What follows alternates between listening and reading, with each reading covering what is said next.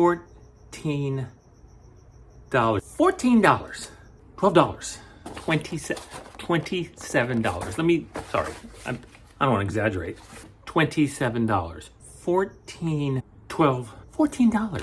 20, I mean, yes, they're gonna cook them for you, so there is that. I can't, okay. Here's the thing.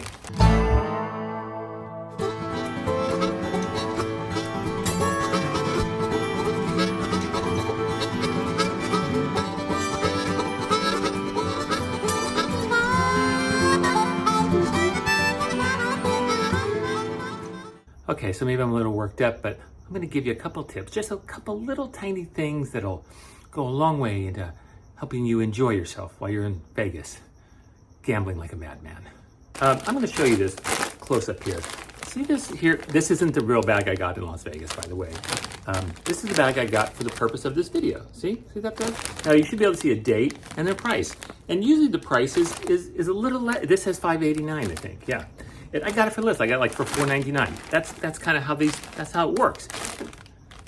Let me show you the one I got in Vegas. Hang on a second. It's a little sad looking because I spent $14 on it and we didn't finish it all and I refused to throw it away. So I brought it home, but let me show you what's going on here.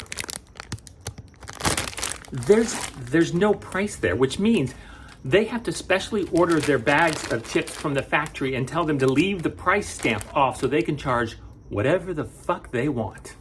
Here's the thing, when you're on vacation, even if that vacation is 2 days in Las Vegas, you do everything you can to make your wife happy, to make sure okay, let me just take a second. I'm only gonna be talking to the married guys here. For the 50% of the people watching this who aren't married, first off, congratulations, nice work. And if my wife is watching, that's obviously a joke. To the guys who are married, who know, it's all about making your wife happy. If she says, hey, run downstairs and get me a bag of Cheetos, you run downstairs and get her a bag of Cheetos. She didn't say, run downstairs, go to the valet, get your car, hop in your car, drive around town looking for a decent, normal price bag of Cheetos. No.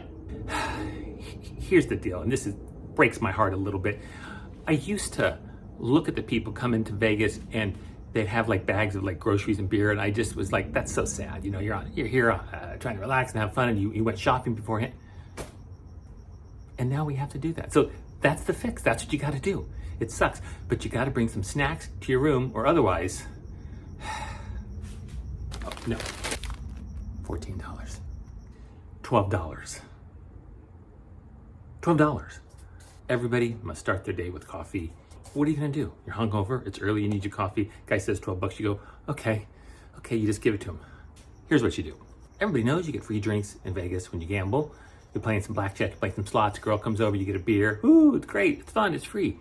But no one thinks to do it in the morning. You can also get coffee. Go to the nice bar, the Center Bar, it's often called, or just a nice bar with some video poker machines. You sit down, you put a 20 in, you wait for the bartender. Bartender comes over and you say, I'd like a cup of coffee. Sometimes they have cappuccino makers. You hit the button once, $1.25, that's 5 quarters. You just gotta play the max bet once so he can see you. Worst case, it costs you $1.25. Best case, you win $1,000, free cup of coffee. $27. There's no easy fix for the outrageous prices of the food in Vegas, but I will tell you this, and it's not some big giant secret, but you gotta leave your hotel. We had a brunch plan for about 20 of us, and we wanted to host it. We picked a place off the strip, out in Summerlin. This one happened to be called Mad Maddie's. The food was great. They had slot machines, video poker machines, and 20 of us had brunch for under $300. 20 of us. The last time I went out to dinner with my wife, the 2 of us, I paid $300. We won't get into that now, but 20 of us had brunch for under $300. Okay, so this last one might be a bit of a tip, a bit of a secret. Sometimes the big resorts have an arcade and you can go there and it's like $40 for all the machines you want to play for an hour or something outrageous like that. You gotta go here. I think this is the place. We're looking for the pinball place. I think this is it. It is a giant old-fashioned arcade in a warehouse that runs on quarters. That's right, quarters. 4 of us went in, one $10 bill, that's 40 quarters. 4 of us couldn't spend it in an hour playing as many machines as we wanted. This place is great. a great way to kill some time and have some fun. Real cheap, go here, it's great.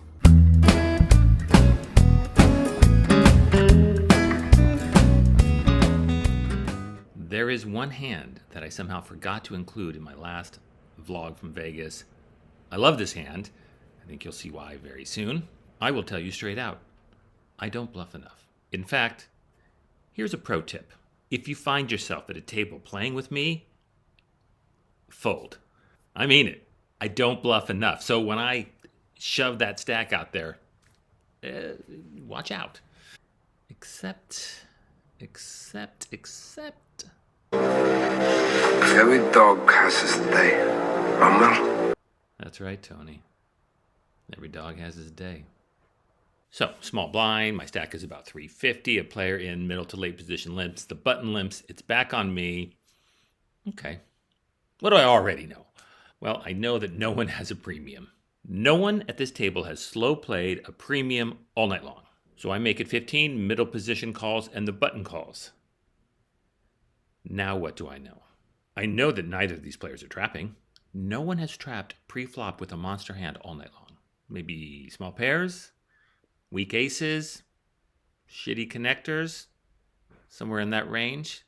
3 ways to the flop, and the flop is 9-7-3 rainbow. I don't mind this flop. Obviously, I want to hit a pair, but I love that there's no kings or queens out there. I still have 2 overs to the board. I'm in the small blind. I'm first to act. I want to keep the pressure on, so I lead out for 20. That clears out the player at the other end, and just the big blind calls.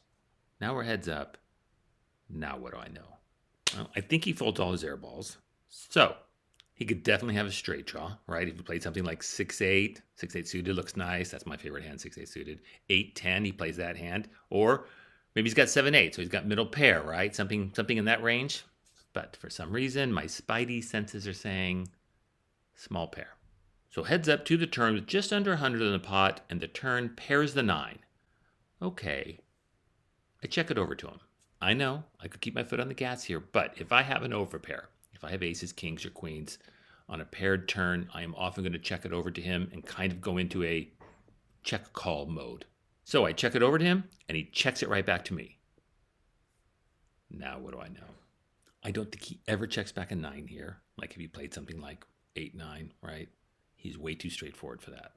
He has now had 3 chances to make a move for this pot. 3. He is sitting on the button and just playing very passive. I just don't think he has anything more than a tiny pair. The river puts out a 10, and I check it over one more time. With my ace-jack, I definitely have some showdown value, but I don't hate a big bet here on the river. But I check it over, and then something great happens.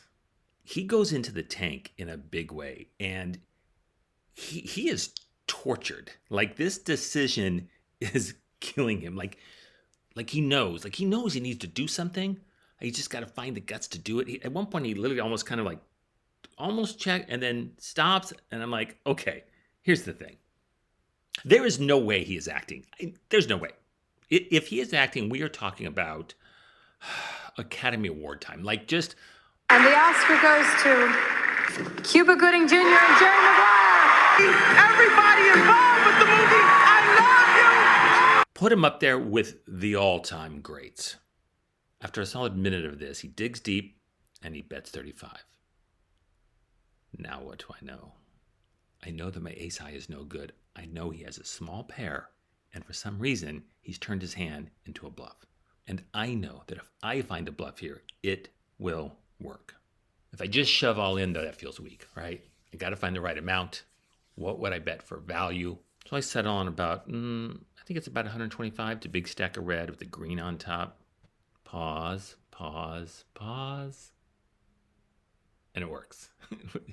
He takes a couple moments to save face, but he throws his hand in the muck. I get this one through, and it feels great. Thanks for watching. Really appreciate it. Please, I don't give it a like.